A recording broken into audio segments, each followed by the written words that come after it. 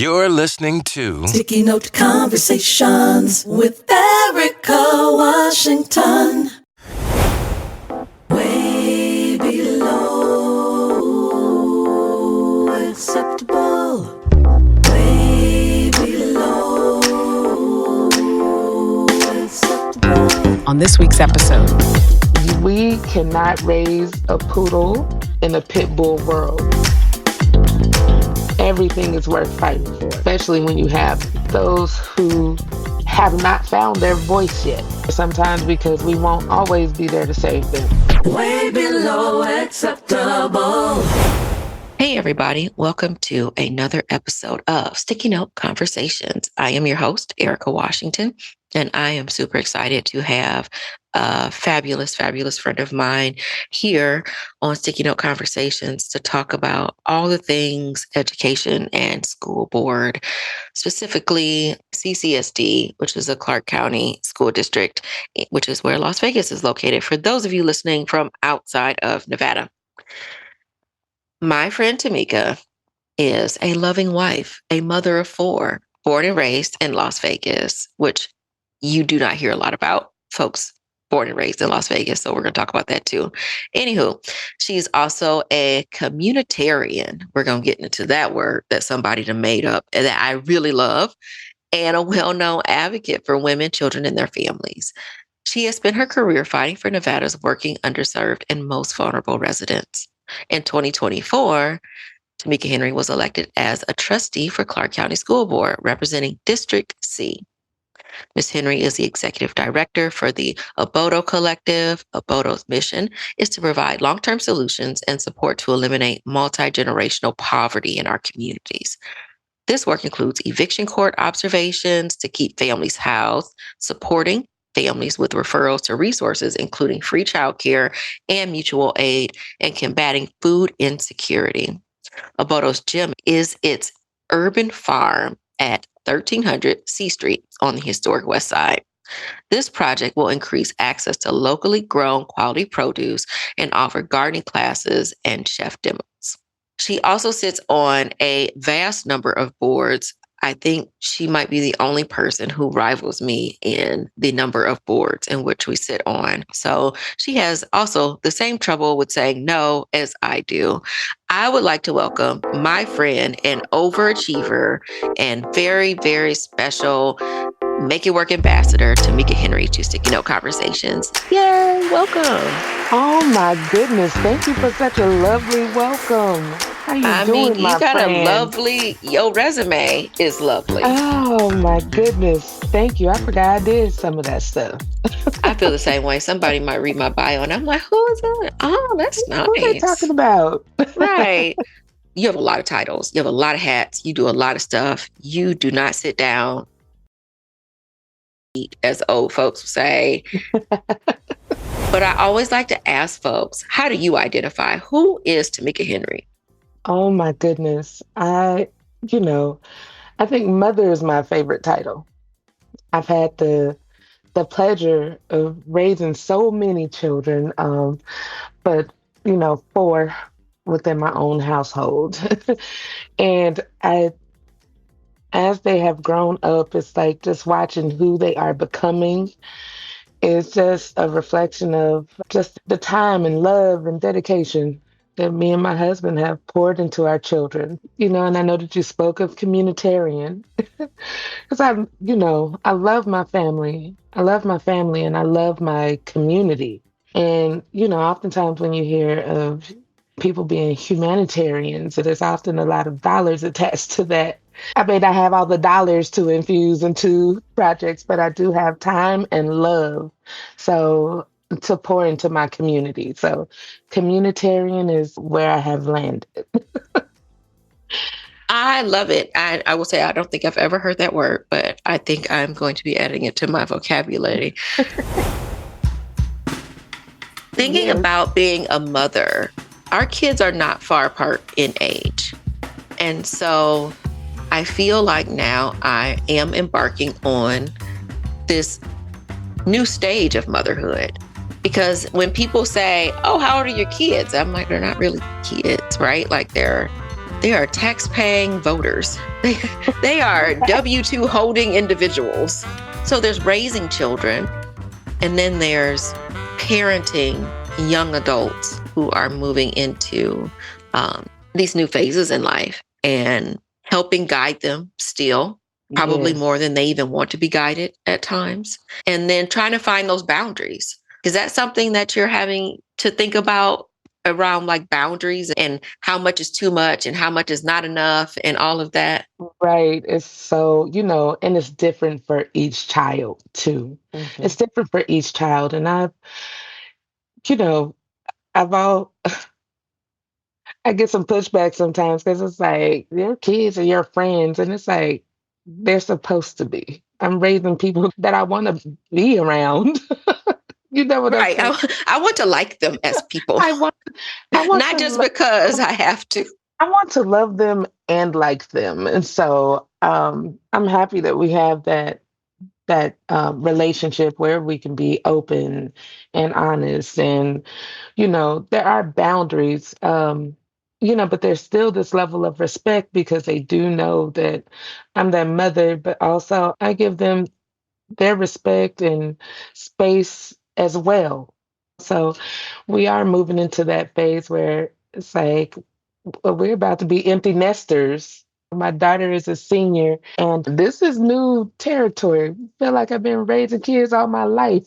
We have. Yeah, We we've been raising have. kids all our lives, and what is this next phase? What does that look like? But I want to make sure that I always support them in all of their goals, their hopes, where they dream to be. How can I support them, but not be an enabler as well? So that's something that's just really important to me, to make sure that I am supporting them and not being overbearing, but allowing them to make those choices that they need to make, because ultimately they're the ones that have to live with it, if that makes Yeah. sense. Oh, Yeah. yeah. Because you have to, I always want to be a safety net, but you have Hmm. to allow room for failure because Yeah. otherwise, how do they learn? But also, that is difficult as a parent because you It's spend so much time you put all of these safety measures around your house when they are younger. yeah. And the scariest part are the things you can't protect them from. It's so, what is so tough. And especially since, my first son, I lost to SIDS when he was 8 months old. And I know that shaped how my relationship and how I raised my children. I'm always just so very guarded and protective, and just wanted to keep them from all hurt, harm, and danger. But then I have my husband who brought in that other side and that balance. Like, we cannot raise a poodle in a pit bull world. You gotta let them. You gotta let them bump their heads. You gotta let them experience failure sometimes, because we won't always be there to save them. So I'm glad that we have that. Thinking about your son that passed away at such a young age, which is hard to wrap your head around, that you were able to get through and over into the next step, not forget, Hmm. like it's always there. It's always something that I know that would sit with you. Absolutely. I would imagine. How do you think it changed you as a person? Ooh, whoa, it's something that, when I think about it now, and it's been years. He passed away in '98, and it always feels like it was yesterday when I talk about it. In hindsight, I know it gave me a certain level of resiliency that I don't know if I would have had I not lost Trey. I know that it's one of the most difficult things that I will ever experience in life, when you lose a life that you brought into this world, that you cared for, that you tried to do all the right things through pregnancy, and when you lose that and you still are able to live through it. I feel like I can live through anything because that was the hardest thing ever. And just the just the depression that I experienced, the depression, the just not having, I don't know, sometimes I felt like I didn't have the will to go on, but I did. I had a strong family support system. And even when I had my children after him, it everything I did was to ensure that they lived a life that their brother never got the experience to live. And so if that was working two jobs, or if that was finding a side hustle, or even getting into Head Start programs as far as their education, you did all those things so they can have a fighting chance at life. Did Yeah. you find that you had any support, community support as a mother after that tragedy? Did you feel like there are I resources out there? I was young. I was 21. I hadn't really discovered community yet. And even as there were not a lot of resources for women who experience infant loss, especially with SIDS. There were different support groups that I would attend, and I just felt like I didn't fit in there. And all infant loss is so tragic, but it was challenging to fit in when I would go to support groups if women experience like stillborn. And it was hard, and I my heart was with them, but also it was like no one could identify with what I was experiencing because I did give birth to this child. I did bring him home. I did celebrate holidays with him, and one day he didn't wake up, and it was like, wow, what is next? And I'm happy that I had a strong support system, but also we couldn't, it was one of those things where, yes, I do have a strong belief in God, but I felt like I couldn't pray my way through this. I needed something, I needed something more and something else. And I'm just thankful for when I did finally get into a Head Start program and working with those family advocates who introduced me to different resources around therapy. So it really changed the course of my life. The reason why I asked, well, I guess there's a few reasons there, but Mhm. wanting to bring Trey into the room, that he is Yes. always around and he is a part of you and a part of your family and a part of your resilience and motivation to be a communitarian. So, Yes. and I think people should know that. People should know that there are so many different sides and so much to our stories that it's not just what people see on a campaign trail or at a board meeting, that our lives are complicated and multifaceted. Yes. And it brings so much to the decisions and the thought process that we make. And for me, as a person who hasn't experienced that sort of loss, but also someone who sits on the Maternal Mortality Review Committee for the state.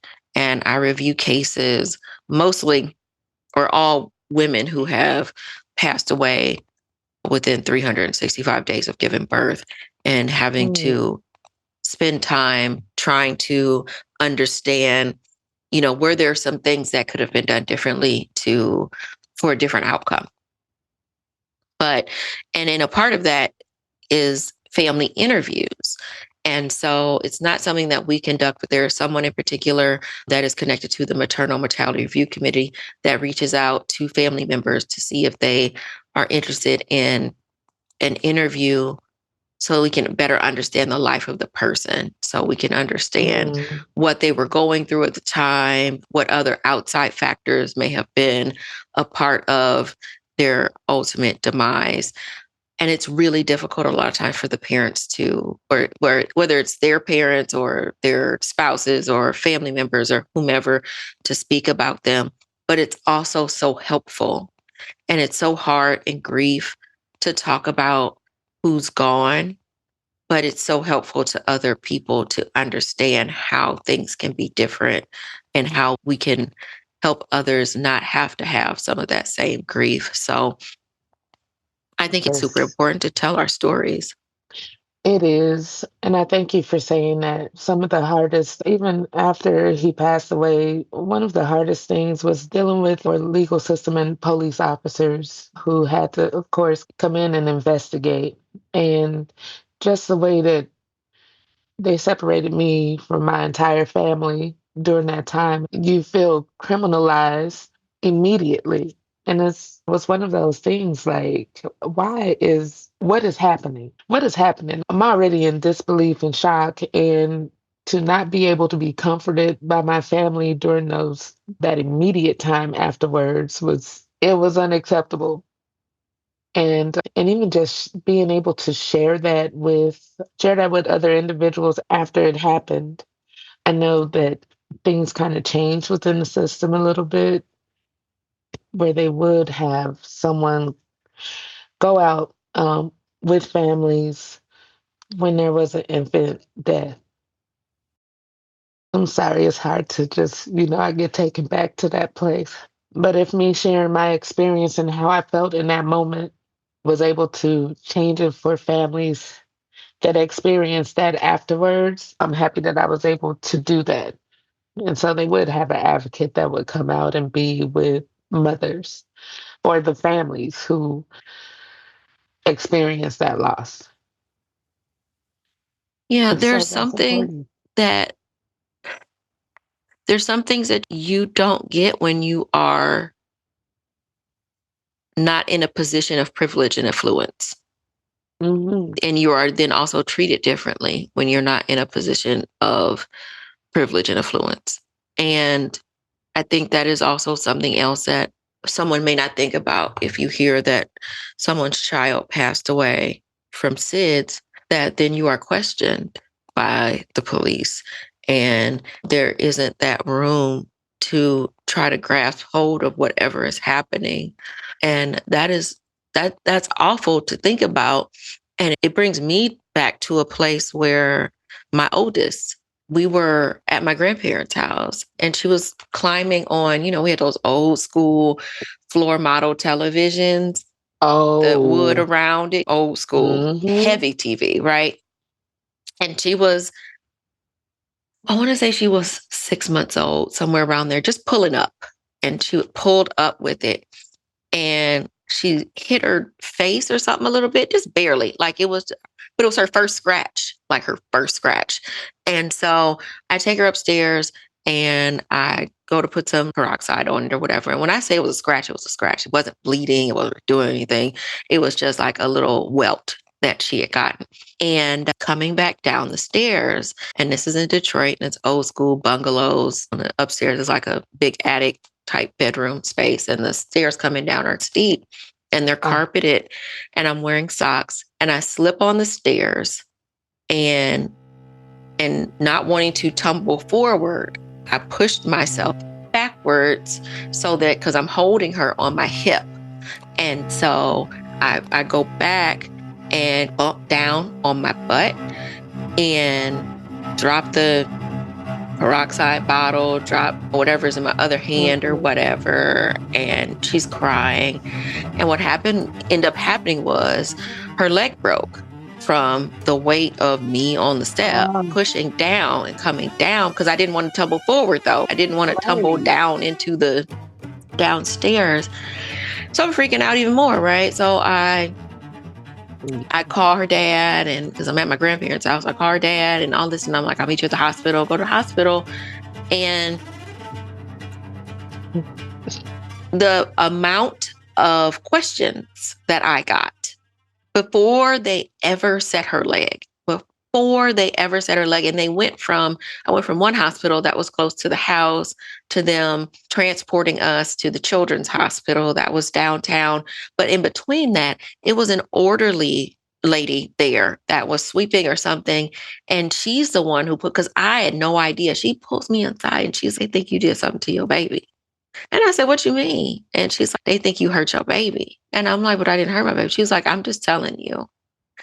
And it was her. I would have never have thought that because it never was something to cross my mind, right? Like Right, right. nothing would, and that's the furthest from the truth. And so it didn't cross my mind. So we get to the other hospital and they want to do all these x-rays and whatever. They want to do a full body x-ray of her to see if any other things are broken. And she's crying and she's crying, crying so much. They still haven't set her leg. This Leg, happened like, in the morning. This is in the evening. And they still haven't set her leg. And they put babies down like in this tube type thing to x-ray them. And I remember standing there singing to her and humming and all of that. We do all of that. And afterwards, they say, oh, we need to take more x-rays. And I said, what are you talking about? You just took all these x-rays. They didn't all come through. And I said, you need to set her leg. Like, this is not okay. Like, she's in a lot of pain and you need to do something about it. And we would end up being there overnight because they have to put children to sleep to set their legs because they're so young. And one of the nurses came in and started asking me questions, started questioning me. She asked if I graduated from high school. She asked if I had a job. All these questions she was asking that had nothing to do with anything, in my opinion. And I said, do you want to know my ACT scores too? I don't understand. Like, why are you asking what's me these happening? questions? What's Oh, these happening? are just regular questions or what have you. This went on for a very long time. There were follow-up visits to the house. There were all these things. But the thing about it was, as much as their investigation that they called themselves doing out of concern and protection for my child, they never once called her pediatrician. It's almost as if they didn't even think I had one. And so by the time I went back to my pediatrician and he's like, oh my goodness, what happened? Why is she in this cast? What's going on? And I explained it all. He's like, well, why didn't anybody call me? I said, I don't know. I gave them your information. Right, I would have told them, what type of mother I see you as and how you show up and any other medical records. They didn't do any of that. None just of that the happened. assumptions. But the way I felt, because I was also young, right? I was at this time 20. I was 20. So, you know, I was 20. I was Black. I was poor. I was on Medicaid. I was on WIC. I was all of these things. So basically, I wasn't to nobody. So why would Mm, anybody give me the respect enough or the benefit of the doubt that I wasn't a child abuser? And that has sat with me for so long. Now, mind you, she's 25 and a college graduate and a teacher, hello. but everything feels like such a struggle to get through. And yeah, that just brought me back to that there was no room for Wow. anybody, that I never got checked out. I said, we fell down the stairs. Not once did anybody ask if I was Right, okay. And I ended up having a bruised tailbone from it that was never looked at for a long time because then I'm not thinking about it because all of this other stuff happened. right. But for the longest time, and still even now, I know I have residual pain there, and find out later on when I had a different test done that I ended up having arthritis and all of that. And it's like it was probably some stuff that happened before. The guy was like, oh yeah, you probably had an injury that was never taken care of. I was like, oh yeah, Oh, probably. yeah. And But there here was we no are. room for that. There was no room for me to have pain. No, And there was no room for me to be comforted and reassured that things were going to be okay.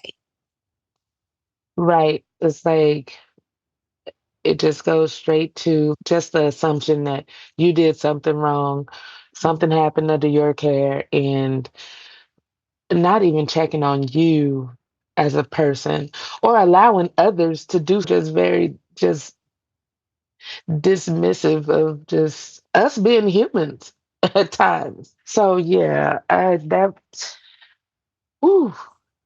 Right. So again, So to survive all of that, I feel like I can overcome everything. ain't nothing yeah on you now. Like you Not saying it's gonna come easy. Like yeah. it always feel like it's always a fight and a struggle. Nothing is going to come easy. But everything is worth fighting for. And especially when you have those who have not found their voice yet. Everyone has a voice, they just haven't found it yet. And when I do get those opportunities to advocate on behalf of others, but also teach them how to advocate for themselves when no one else is in the room. That's just really important to me. You're listening to Sticky Note Conversations with Erika Washington. Why'd you decide to run for school board? That same thing. I have a history in Head Start. I was a Head Start parent. My children had the advantage of Head Start. I learned how to advocate for my children and for others within our programs and our programs as a whole. I was able to make decisions on budgets and school menus and curriculum. And I did that alongside other parents, but also with our board of directors. And when you transition from Head Start into the K-12 system, you have the opportunity to serve on PTAs and PTSOs, like parent teacher student organizations. And oftentimes it was a lot of fundraising and involvement in that way. But I didn't see a real way to make decisions on, again, curriculum and really looking at the budgets and things like that, where this is what I was used to. I thought that was part of being an engaged parent in the educational system. But when you transition to K through 12, there weren't really those opportunities. And it really, it's like, how do you make decisions on that next level? Because we can sell cookie dough and we can sell all the gift wrap and popcorn to our friends, families, and neighbors, but we'll never sell enough to replace this HVAC system at our school that goes out every summer. We'll never make enough to repair the roof that leaks when it rains and is shorting out all of the computer equipment at the schools. So, how do you make decisions on that next level? And to make sure that those who are underserved and those who feel like they don't have a voice and are not being heard, how do we advocate on a higher level? And that next level naturally was the school board. And so I decided to run. So my kids had the opportunity to attend magnet schools and get a quality education, and they had exposure and access to different technology and programs. But I noticed that all kids didn't get that. And it varied by the zip code that they lived in. And so I want all of our schools to be quality options for all students because they do have barriers. Everyone won't get into a magnet program. There's not enough seats, but they deserve to have a great education, a well-resourced classroom with a licensed staff in every classroom. And so that's what I advocate for. With Clark County being the fifth largest school district in the country, which every time I say that to someone outside of Nevada, they're always like shocked and amazed. I think also people are just still shocked and amazed that people live in Las Vegas, let alone have children, and that there's so many of them. They don't, But and we don't live in hotels. right. Oh, yes. You don't live in hotels. Children aren't learning poker and roulette. But with it being the fifth largest school district, but also being ranked so low on the scale of school districts across the country, as a parent, like even before you became a trustee, what did you think the problem was? What are the struggles? Why is it so difficult for CCSD to excel? It's just so many layers to it. Even before becoming a trustee, and even being a parent, I didn't realize like just how dire our situation was because I was again I was focused on my children and making sure that they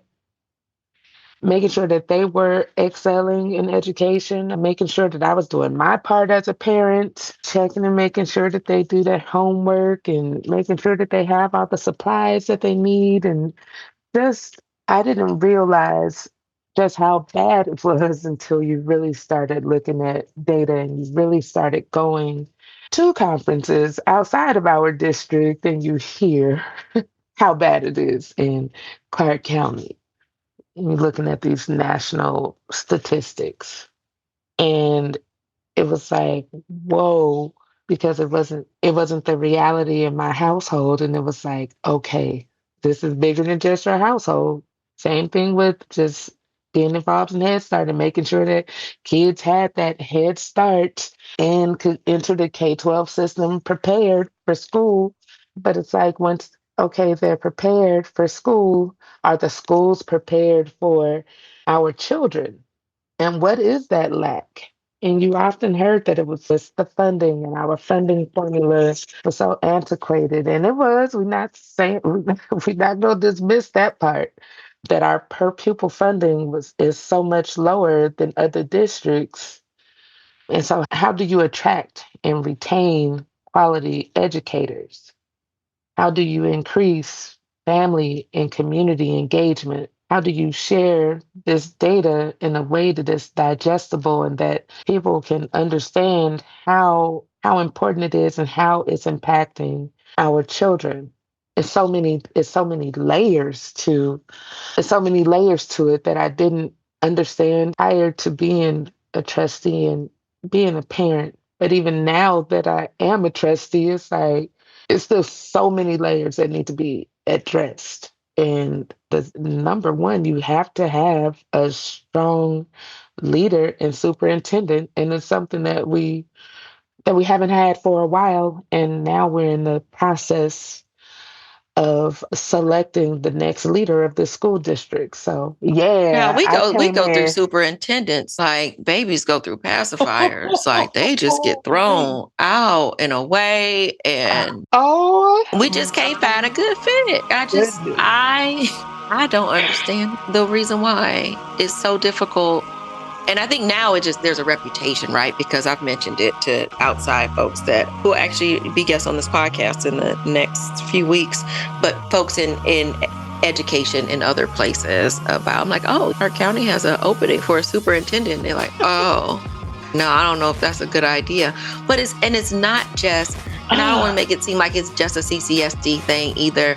I know that there are struggles in other places. St. Louis has issues with their superintendent. I think they fired her. There was some issues with a superintendent, I think in Florida, that got dismissed. The job of superintendent really needs to be studied and understood to figure out who actually should be doing this job, what the qualifications need to be, and does that job need to be broken up? Because sometimes positions are too big. Now, this is my personal opinion, not the opinion of anybody, not the station, not the school board, anyone. But for me, as Erika Washington, someone who has had children matriculate through Clark County School District under various superintendents, maybe the job is too big for one person. Because there's nothing wrong with restructuring things, right? I think we've all been doing things the same way for so long because that's the way it's done. This has been the structure of the board. This has been the structure of schools or whatever. But companies can go in, especially private companies, can go in and restructure however they need to in order to make the business run. And I don't know if the school district is thought of as running a business that has to have good output. Like in order to attract folks in to a store, you have to have quality product.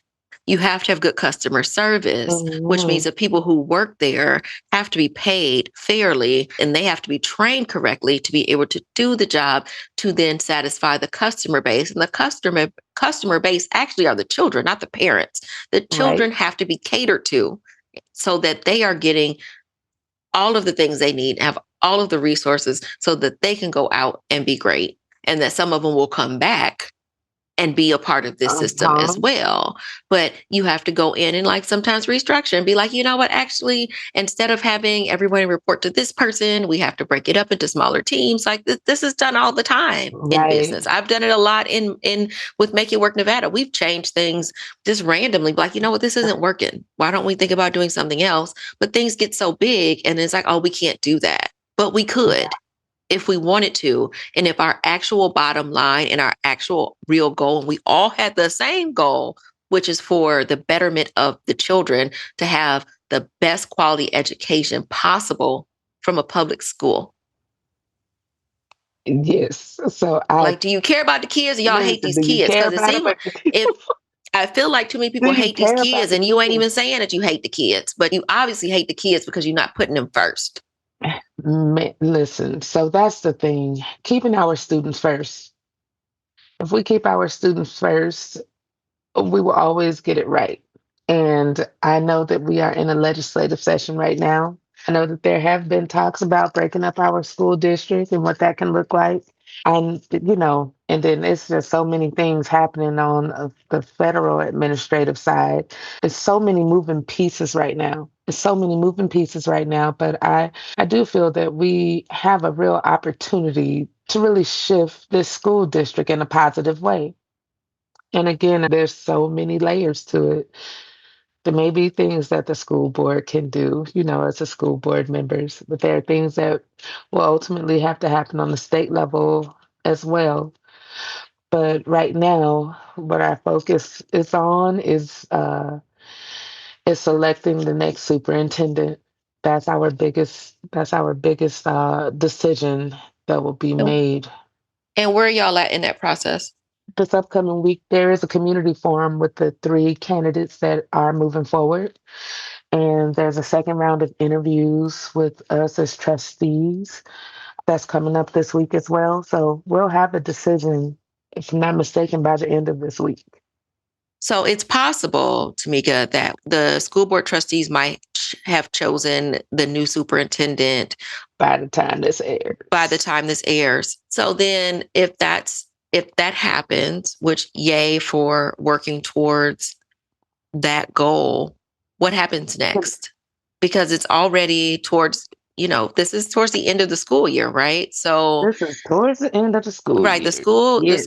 year is over in a few minutes, basically. It is. The So way that time is flying, it is over in a few minutes. so Um, then will you all work closely with the superintendent on goals for the school district for the summer and into the next school year? Would they start right away? I guess that's part of the question. Would they start right away or would they not start until the school year is over? Now, our hopes are that they would be starting right away. We've been without a superintendent for a few months now, and it's important for whoever is selected to hit the ground running. I don't mean to use that cliche, but we need them to do that. And we, as a board, will be there to support that individual because it's too much at stake. Too much at stake. Like we're in the middle of a legislative session right now. There are decisions being made around funding for the upcoming year and even what the governor's educational priorities are. So the expectation is for this person to come in and start working right away because there is too much at stake. And we're definitely here to support that individual because our district is in need of, number one, stabilization, but then we also need that pathway forward. So for our students, for our staff members, because even with, we're down nearly 1,000 licensed educators right now. There's nearly 1,000 classrooms who don't have a licensed educator, and our students are still expected to perform at such high levels. Who is teaching them? I'm thankful that we do have support staff and we do have guest teachers who are there to stand in the gap. But the real reality is we need licensed educators, highly qualified teachers in our classrooms. And those individuals also deserve to be supported. That's how we're going to increase the outcomes for our students. That's how we're going to move the needle for education here in Clark County. And that's not going to happen if we keep prolonging getting and just working collaboratively to make sure that it happens. So let me ask you this. What is the responsibility of the community when it comes to the schools and the success of the schools? I'm thinking about, I know that there are your tried and true folks who show up to the school board meetings, some with good intentions, some maybe with nefarious ones, but they show up nonetheless. And there are folks who have children who are currently enrolled, folks who have children who have already matriculated out. And then you've got folks who don't have any children who are attending, but yet the school district is a large part of our foundation as a community. Absolutely. How should the community show up to help? Because it can't, again, all be on the superintendent and it can't all be on the trustees. Again, it needs to be collaborative. And whatever your strength and talent is, there are individuals who do support by way of a financial contribution. There are those, like, thank goodness we just had Nevada Reading Week, and there were so many people from the community. It was so heartwarming to see so many individuals going into our schools, reading to our students, because that time is important, and really fostering that love of reading for our students. There are mentorship organizations who have given their time to go into schools when they can get into our schools to provide those additional services. Our behavioral health agencies who have lent their services and expertise to support our students who may have some needs in those areas, some that have who need support with mental health. Those additional wraparound services that right now that I feel that our district isn't able to provide on a continuous level, it's important for us to infuse our district with those services. And I think that it's just important to increase that family and community engagement. I know that there are businesses who will adopt a school and What does that mean provide. to adopt a school? What would that look like? So they would provide, like, if a school expressed a need or if they needed school supplies, those organizations would supply those. Even I see it a lot around sports where there are businesses or individuals who will sponsor, like, even the uniforms to decrease the cost on the schools and the families so students can participate in different sports activities. It's so many I feel like there are so many ways and opportunities, and we just need to share what those opportunities are and the avenues able to deliver on what those needs are. So thinking about community needs in with another hat that you wear, being the executive director of Abodo, which is a community garden on the historic website of Las Vegas, which now has a store that's just opened up. It's been only 2 weeks now, I think, since it's been open. Tell folks about the garden and why that's so important, and about this store that I'm so excited to go into. I can't wait until you can come and visit. So on the Abodo side, I'm happy that I have this balance. There's a lot that goes on with the school board and my roles and responsibilities as a trustee, and hearing from community and just being present at meetings and soaking it all in. But sometimes before I go to the school board meetings at 1300 C Street, which is where our community garden, our urban farm is located, and I will harvest produce and get it out to the community because it's a need there and it's so therapeutic. And so I'm happy that I have that place of peace, that place of peace as well. So Abodo was really birthed out of the needs that were seen during the pandemic. The grocery stores' shelves were bare. People were looking for food, and this barren plot of land was purchased in the middle of a food desert to provide to build a community garden and provide more access to fresh produce in the area where there hasn't been a grocery store in nearly 40 years. And it started out with the garden component. And so we've been able to build out this garden space as this beautiful space for family and community engagement. There's garden beds there. You can plant You can learn how to garden. You can harvest food that is grown there. Right now, it is donations based, but we also have opened the grocery store, the green grocer, where you can get produce, your fruits and vegetables, and it has been well received. I will say that. We also work with families around housing insecurity. We've encountered so many families that while we're supporting you with food, you had nowhere to store food because you've been living in your car or you're getting ready to be evicted. And so we've been helping families mitigate their circumstances by connecting them to Nevada legal services. Maybe they need help with their paperwork. We've been able to help families pay past due balances when we do have funds available. But the one thing that I love that we do the most is just bridging the gaps in resources. Like we want to help you get stabilized, but we also want you to work with us and allow us to work with you to create that pathway to prosperity. So you're not having to rely on, be it the government agencies, those rental assistance. We want it to be a one time thing. We don't want you to be dependent upon it. And so, if you are underemployed, what programs can we support you with?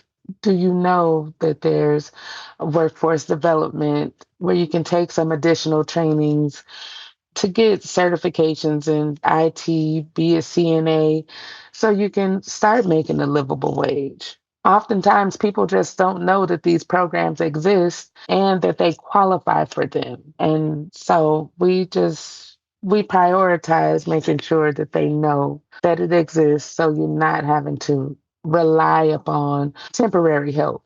We want you to be empowered and be self sufficient.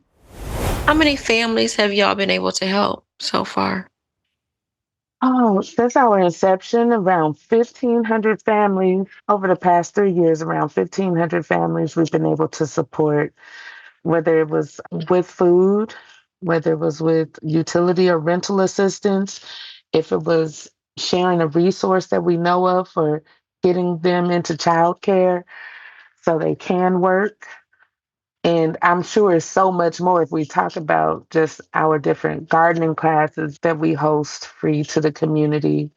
We also have Sunset Suppers, which is it's a health fair reimagined. It's a partnership with Roseman University and Intermountain Health, where families can come to our farm. They can come to our farm. They can be connected with resources around medical health and wellness. They can have their blood pressure screened or get their blood sugar checked. Students can have the opportunity to have a STEM activity, mainly around gardening. There are local chefs there who are doing chef demonstrations or demonstrations around juicing, but also just a farm to table experience where the chef is there on site preparing a meal that families can then sit down and have together. And we also accompany it with like a sound bath or meditation because we really just want to share that holistic approach for families to be healthy and well. I think it's really important to highlight the fact that these are, as some folks call, wraparound services, but even more so than that, again, it goes back to we're not one note or folks who just need one thing, because even if you try to fix one aspect of a problem, folks will still be struggling because there's so many sides and so many pitfalls into poverty. And somebody said a long time ago that it's expensive to be poor. Oh, The amount of extra money that you have to pay in order to just survive. And sometimes folks are like, oh, they're getting food, then they're okay. That could be a help, but if they can't pay their electricity bill, then they can't cook the food. Or if they can't pay Right. their gas bill, they may not be able to cook the food, or they may not have anywhere to store it, or they may not have a home to even have a roof over their head. There's so many things happening, and especially, I don't even want to say especially right now, because I think we always say especially right now, stuff has been messed up for a real long It's time. been happening. And sometimes, like, we've encountered families who have had just an auto repair where you are in need of tires or an alternator, and there aren't government agencies that's going to help you with that.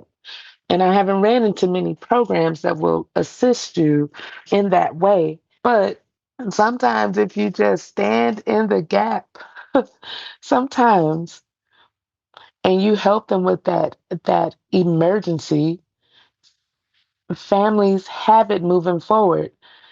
If you're not able to support them with that emergency, they can tumble all the way back to square one.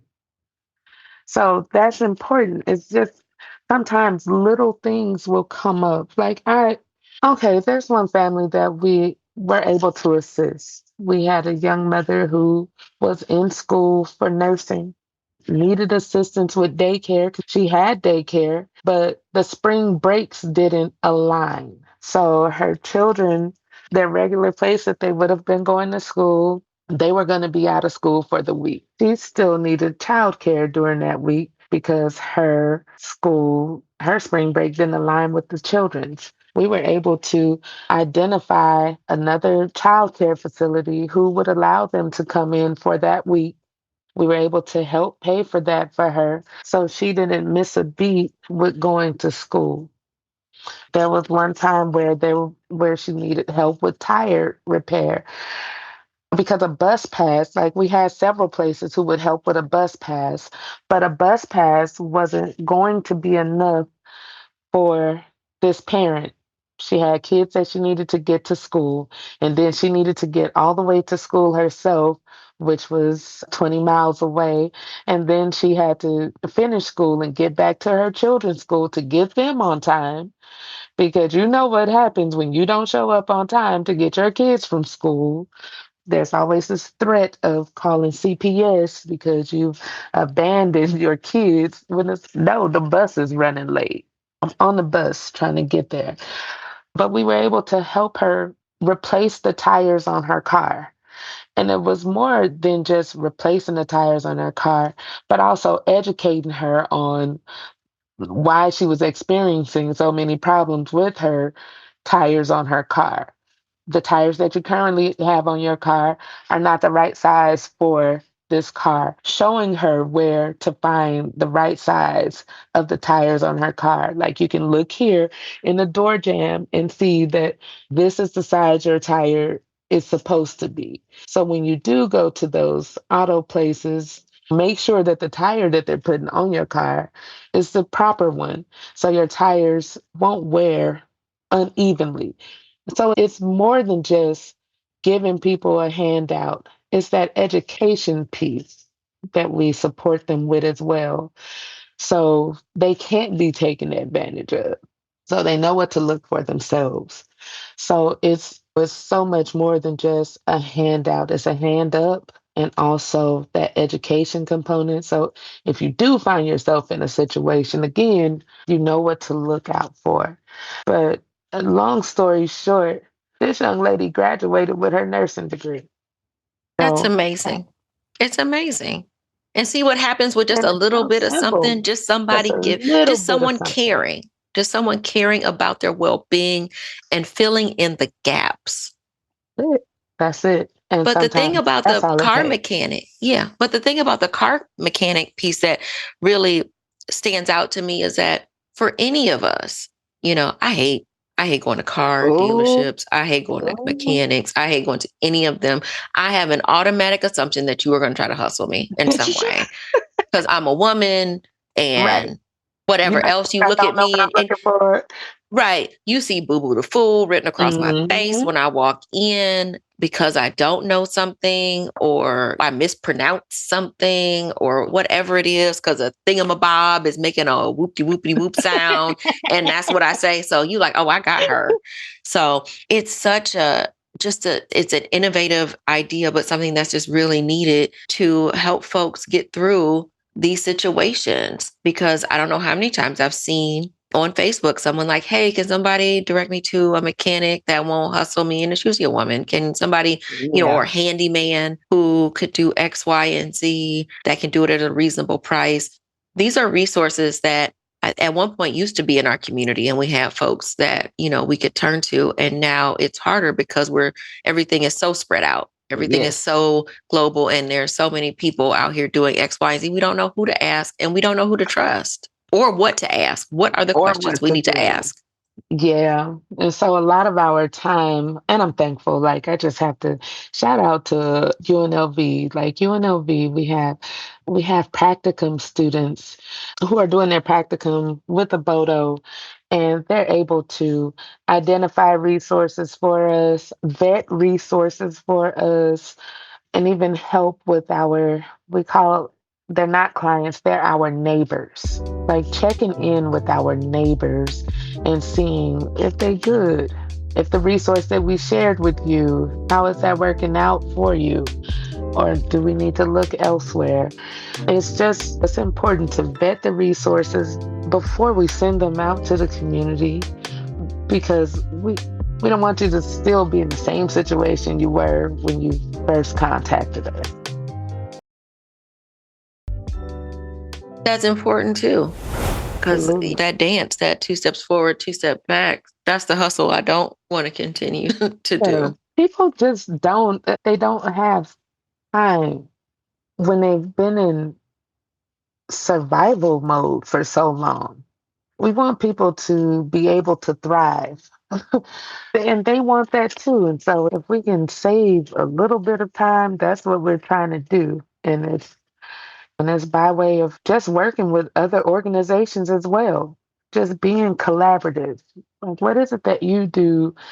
What is it that you do? Like, we don't want to reinvent the wheel. We don't have the capacity to do so. But what we want to do is we want to work together. We're working with the same families. How can we support them together to get them where they need to go even quicker? You had mentioned Head Start earlier, and I know that is one of the programs that may end up on a chopping block. I want to talk about, for those who don't really realize what Head Start is or what it does, why is it such an important program? I think Head Start is so important. Like, this is the 60th year anniversary of Head Start's inception. What really set Head Start apart is because it was basically an anti-poverty program. It worked with both generations. Like, it worked with the child, but their family as well. While the child was being educated, the families were able to set goals for themselves, whether it be whatever those goals were. If you wanted work, if you wanted to go to school, if you wanted home ownership, whatever those goals were. And there's a family advocate and a family advocate in their team who was just well resourced and would help you try to identify your goals, but also help you reach them.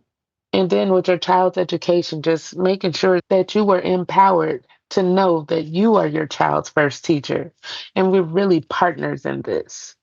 I know that my life and my family's life was changed because we were part of the Head Start program. I came to that program after my son passed away from SIDS. When I had my other children, it was important for me to make sure that they were in daycare or childcare or an early learning environment. And I found the Head Start program, and I just really wanted to drop my kids off so they could get their education. And I didn't know that it was a dual generation program. Let me say that. So, the first 2 weeks, it was dropping my daughter off. But like by that third week, there was a family advocate who was like, what are you doing? What is it that you would like to do? And at the time, I was just trying to go back home and watch Young and the Restless. Look, we got to keep up with whatever Victor and Nikki was doing. What they was doing, like, and the fact that they still doing it, like, are they? Look, I've been delivered. I I haven't seen them remember it. forever, but I know they are still there. And that just cracks me up. Oh my gosh. Talk about longevity. Longevity, right? Ooh, and heck, how old is Young and the Restless? Young and the Restless probably as old as this. It's older than me. I know that. I'm going to Google it while we Yeah, talking. we need to look that up. But while you looking that up, it was like, I had this family advocate and I was able to, she was like, we have this parent committee here. Do you want to be part of the parent committee? And what is that? Like, well, you and other parents, we have a meeting. You could talk about the things that you need, talk about your child's education. We talk about what's going on in the centers. And it was like, oh, okay, I'll attend. And then it was like, hey, we need somebody to be the rep for our center here. And I'm like, what is that? Well, you'll go to a policy council meeting and you'll meet with other parents from the other centers and you'll just share what we're doing at our center and you see what's going on at theirs and you'll hear from community reps who will share resources with you all. And it's like, oh, okay.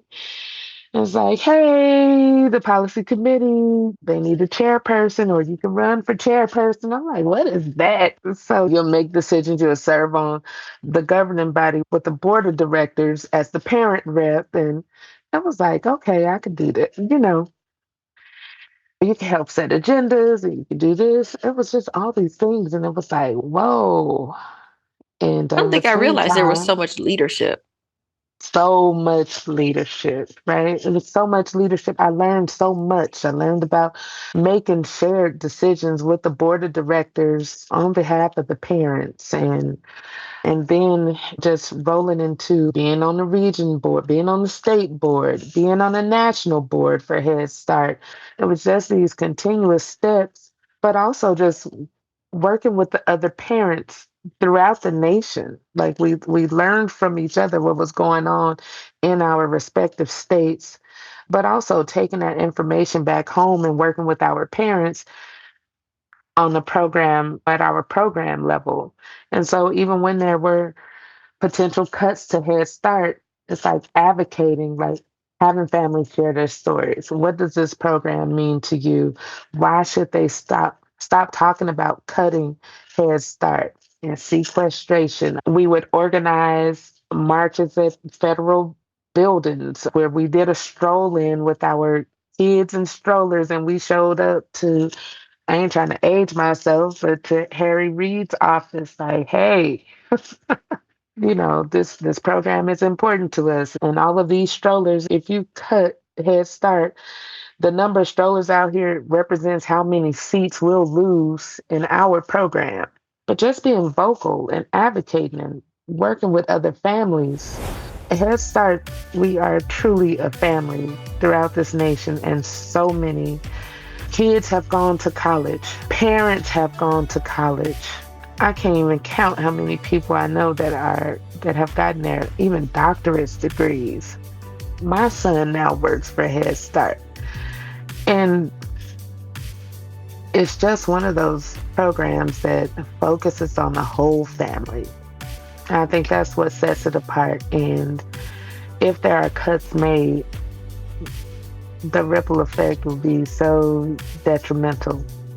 So we really need to uplift Head Start and their stories. I wouldn't be a trustee today if it wasn't for the Head Start program because I felt they empowered me to be my child's first advocate, but also just an advocate for education as a whole. They equipped me with the knowledge to do so and just engage me in a way that no other educational program has ever. And from what I've learned, I've been able to support other parents in doing that as well. I don't have a kid in Head Start any longer. I still serve on the board of directors for Head Start, but it's those parents that is, I need you to continue doing this. I need you to continue doing this because it's so important for your child, for your family, but for the program as a whole. So it's just important to just uplift other families to be advocates because you don't know where they'll end up. Yeah. Yeah. And I think, like myself, a lot of people don't realize that it's multi generational that way, that it's not just dropping your kid off to preschool, that the parents are learning how to advocate for themselves and their children, which is so needed forever. And to answer our question, the Restless is almost as old as Head Start. It looks like it'll be 53 in March this month. Young and the Restless will be 53 years old. So, yeah. And they've been doing the most. And it's been an hour-long episode since 1980. So, oh my goodness. That is your fact of the day, everyone. Hello. Young and the Restless anniversary, March 26, 1973. Oh yeah. My gosh. I used to watch Restless with my grandmother, and I was like, why we get hooked so early? No. Right. I remember sitting in my grandma's kitchen watching Young and the Restless in the early 80s. Young and the Restless, Bold and Beautiful, all those. And it's a staple. It's a staple of our lives. And I don't even know what would happen if it wasn't on like that. That would be a real end of an era.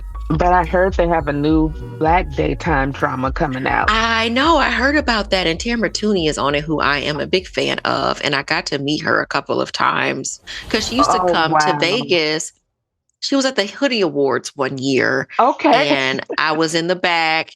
And when I was doing my little press junkets and all of that. And so I got to take her picture. And I remember I went to go take her picture and I bent down trying to get a good picture. And she looked at me crazy. I was like, oh, sorry, that's a bad angle. I'm about to do that. Like, I stood up so quickly. Like, I know better. I'm sorry. I apologize. Oh. Because she was looking at me like, I know you're not about to take my picture from down there. No, ma'am, I'm not.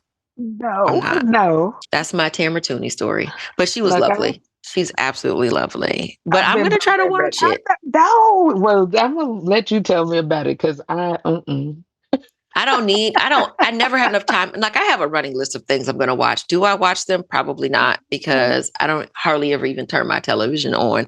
But I am trying to turn it off, right? Like, because there's so much of everything right now.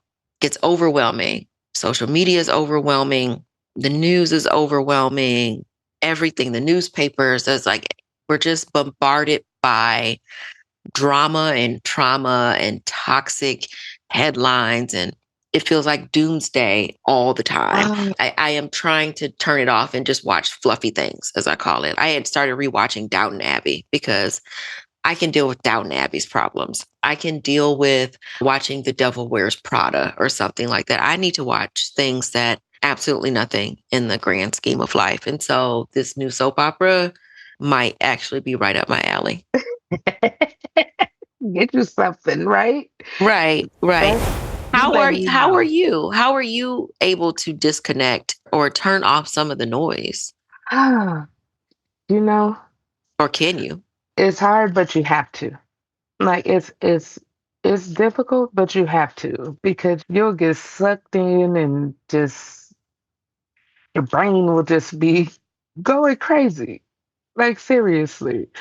Like I said, I'm glad that we do have a garden space. I'm happy that we have local practitioners. Miss Brittany Kemp will come out and do a sound bath, some meditation. And even with that, I don't like being selfish. I will invite other people because I know that they need to unwind too. I need to get back in. I used to wind down Wednesday with my best friend all the time. It's been a little challenging getting back in the rhythm since being elected. So that's something that is definitely high priority for me, because it's like wind down, just wind down. We'll have a glass or a bottle of wine. We'll whine about some things, but it's just that time to just drown out all the noise. And this has been my best friend for over 30 years, who knew me before all of this stuff. So I can just be me. And so that's important. The Pinball Hall of Fame is another place that I frequent often. It's a guilty pleasure. Just to it's crazy. Just to get away. Pinball has been something that I've loved since childhood. And I know it's relaxing to me. I like to paint rocks. Put kind words on them, and hide them around the city for somebody to find. It's relaxing. It's something that I would do for myself. It's important to find things that you love to do in solitary too, just to be quiet. Just You be know, quiet. I don't Yeah. think you realize how beautiful quiet is until you are able to turn everything off for a few minutes, especially when you have children and jobs and stress and everything, and to be able to turn it off. Yeah. It's a beautiful thing. It is a beautiful thing. Tamika Henry, Ooh. I love you dearly. You know, I love you too. I love you for everything that you have done for me and even amplifying my advocacy effort.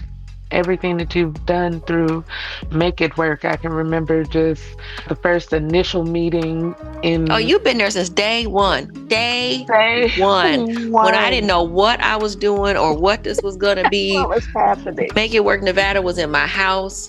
Make It Work Nevada, the first ever event, the second event. Like, you are the personification of ride or die. I show up for my people. And the That's appreciation it. and the love is boundless that I have for you. And likewise, I do thank you. I know oftentimes people like, how do you, even with media interviews and things like that, like you made sure that the ambassadors had those trainings where other organizations never did things like that, but you were just always so forward thinking. And I appreciate you for that. I really do. I hope that you know that. And even just when I didn't even know paid leave and fighting for paid leave was a thing because it was something that has impacted my family so very heavily. Thank you for continuing the fight. Thank you. I thank you. My husband's in the hospital right now. And it's all these years that we've been doing this work, and it's crazy that this still hasn't passed on a national level. But I will advocate every time I get a chance because I know how important it is. But I appreciate you for just bringing it to the forefront of all of our minds here in Nevada, especially. Thank you. And I appreciate you so much. Like, I just feel like the work that we do, the work that I do, the work that you do, both separately and collectively, Hmm. a lot of it we may not see the actual fruits, and those fruits may not be something that we can even use. But I'm hoping our children and the folks Yes. around us will have that access because, as you said, our children are flying. They are leaving the nest. They are heading off into their own world. And so that need for paid leave in that way is different now, right? And so they're going to need it because somebody going to have to take care of us. So Somebody, I need to make sure they got paid leave so they can take care of me. But it's just, amen. it's a journey. It's a Yeah. long, hard journey. Same with trying to have universal childcare. Same with Yes. having access to quality, affordable education. These are things that we have to continue even when we have less skin in the game or the skin in the game Mm. is different.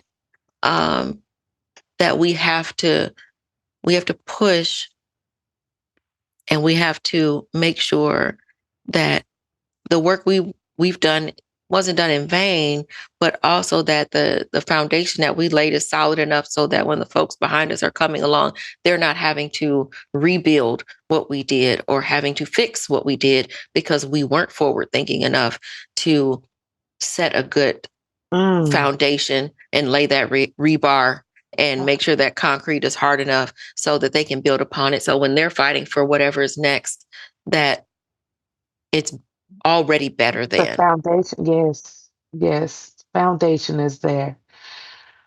Thank you. I don't And know thank you. if you get those thanks enough, but I wanted to make sure that I was able to do that. We appreciate you, Eve. I appreciate you and I appreciate the thanks. Sometimes I think things go unnoticed, but in the end, when the good stuff happens, that good stuff on the inside, then it's all worth it, whether or not the acknowledgement happens. Right. But it's still nice to be acknowledged. I ain't gonna say it ain't nice to be acknowledged. And like I said, I love you dearly. And I appreciate you being on an episode of Sticky Note Conversations. Man, this was hard to get you scheduled for somebody that I know so well. To get you still for an hour and some change was a feat. I tell you, tired now. I need a nap.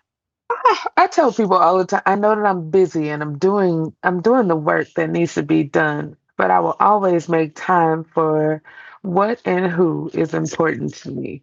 And you do. And you Thank do. you. And I get in where I fit in, which is why this is being recorded on a Sunday afternoon, because I'm gonna get in where I fit in. Appreciate you. I know you're busy. You out here saving the world and out here helping these children have a good education. So I'll take what I can get. Right. And you feeding us too. So thank you. But I'll see you at the garden real soon. And thank you. Listeners, I hope you all take a visit over to Abodo and hit the store and buy something, or just make a donation. Make a donation so that someone else can eat. And show up to a school board meeting with constructive conversation and with constructive solutions to problems that we have. And then show up at these schools and volunteer. Yes. Otherwise, I'm going to think you hate these kids. Yeah. No, they don't hate the kids. They just need to know what they can do. Prove it. I need folks. I need the entire community to come out and prove that you love and you care about these kids, and that you don't hate the kids. Prove to me that you don't hate the kids. Show up for them, and let's help them. Let's help them be better, because then they'll be better. Because then folks showed up for me, I'm gonna show up. Keep it going. Keep it going. They have to. Thank you. Are you gonna be in town April 12th? I forgot. All right, y'all. This has been another episode of Sticky Note Conversations. I'll see y'all next week. This girl getting all in my calendar. I'll let it. Let me get off this air. I'll see y'all next week. Thanks for listening to Sticky Note Conversations with Erika Washington. Hosted and executively produced by Erika Washington. With editing by Black Gypsy LLC and Simone Endress. Special thanks to KUNV 91.5 in Las Vegas. This show is powered by Make It Work Nevada, a project of Tides Advocacy. And a special thank you to Grove GT Teague and Eno Savad, who made our new theme song, Way Below Acceptable.